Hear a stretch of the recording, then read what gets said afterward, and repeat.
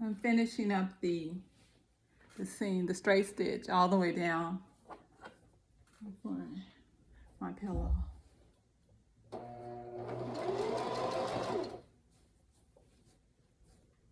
Okay, let's see.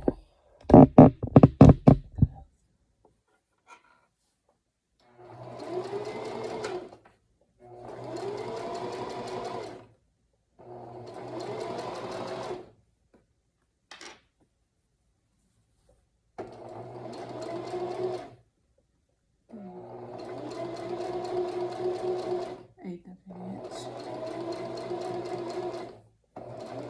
And I want to do the reverse stitch. So let's go down to more.